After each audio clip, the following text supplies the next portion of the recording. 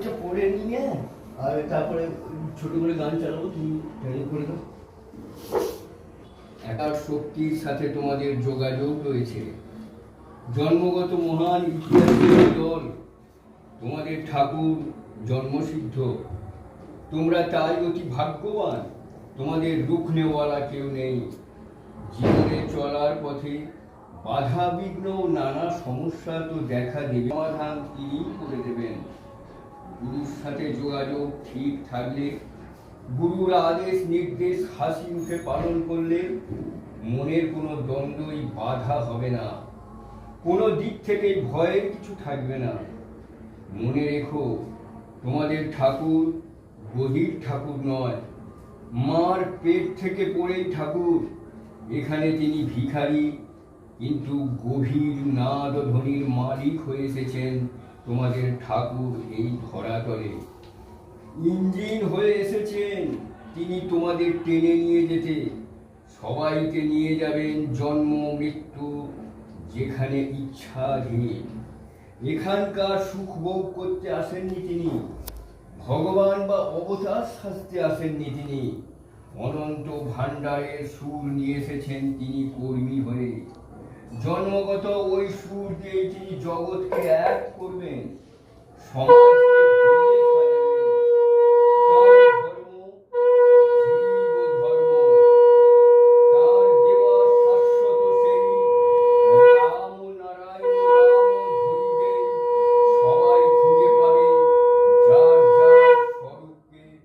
জানবে কোন বিরাট উদ্দেশ্যে এই বৈচিত্র্যময় সৃষ্টি। সত্যিকারের যে সুর নিয়ে এসেছি, সেই মধুর শাশ্বত সুর যাতে সবার ভিতরে জাগাতে পারি, সবাইকে যাতে নিয়ে যেতে পারি সেই মধুময় স্থানে।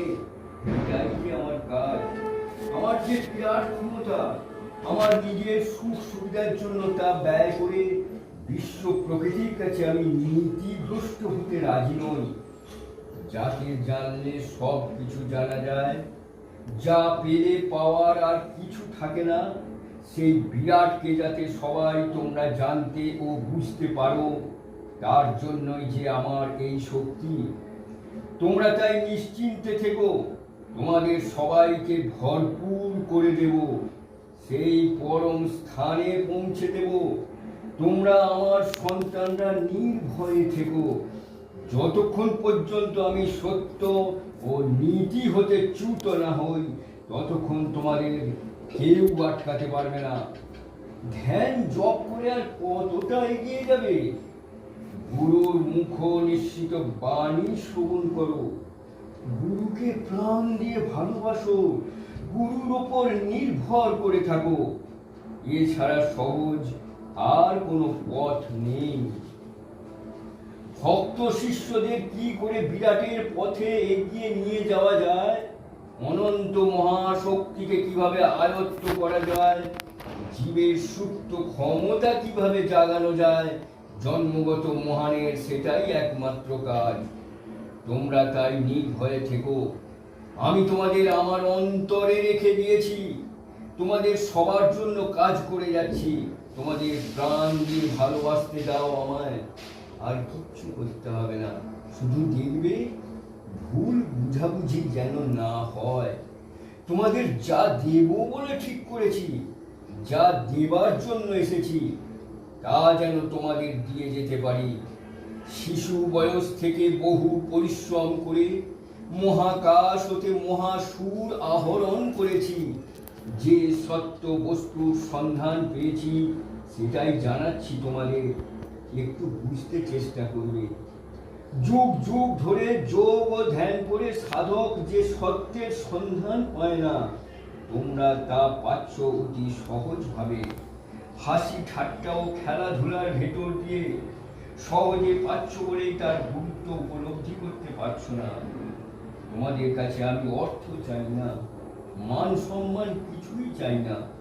নিজেদের তোমরা সুন্দরভাবে তৈরি করো, এটাই শুধু তোমাদের কাছে আমার চাহিদা। এটাই হবে তোমাদের গুরু দক্ষিণা। একমাত্র আমার উপর নির্ভর করে, আমাকে অন্তর দিয়ে ভালোবেসে তোমরা সব জানতে পারবে, সব বুঝতে পারবে। তোমাদের জানিয়ে দেবার জন্য বিশ্ব প্রকৃতির জ্ঞান ও ভাণ্ডার উন্মুক্ত করে রেখেছি। তোমরা যে নিচ্ছ না, এটাই আমার দুঃখ। তোমরা যে কি জিনিস পেয়েও কাজে লাগাচ্ছ না, এই ভেবেই দুঃখ পাই আমি। শেষে যে অনুতাপে চোখের জলে সার হবে। সময় থাকতে তাই সাবধান হও, দিন তো চলে যাচ্ছে।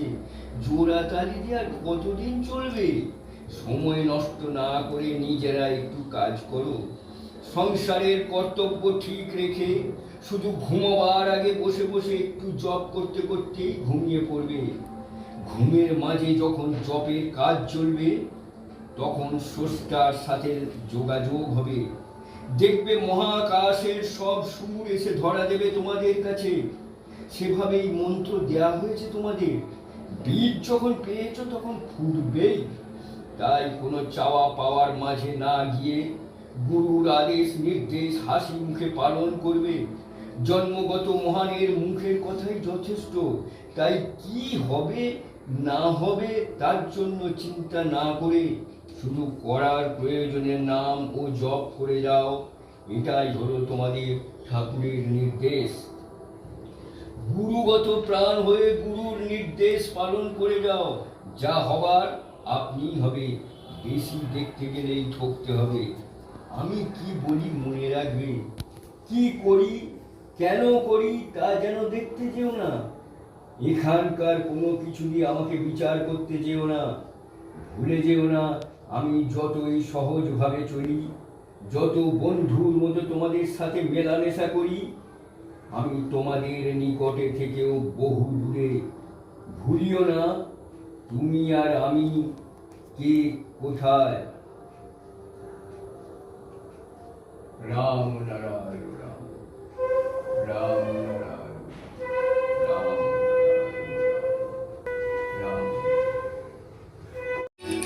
রাম রাম নারায়ণ রাম, রাম নারায়ণ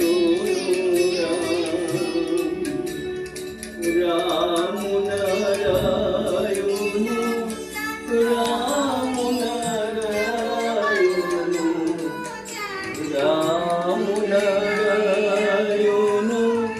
রাম, নারায়ণ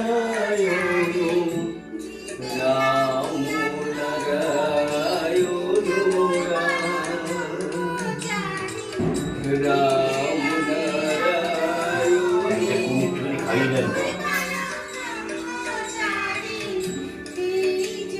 খাই যায় না।